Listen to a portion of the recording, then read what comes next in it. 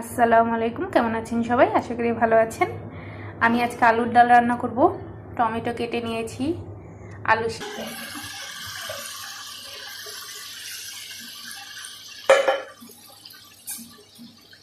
আলুটা এখন আমি কষিয়ে নেব।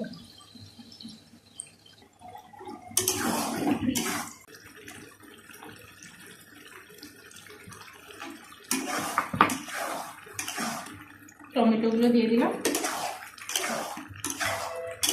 এখন আমি আরেকটু কষাবো। এখন আমি গরম পানি দিয়ে দিচ্ছি।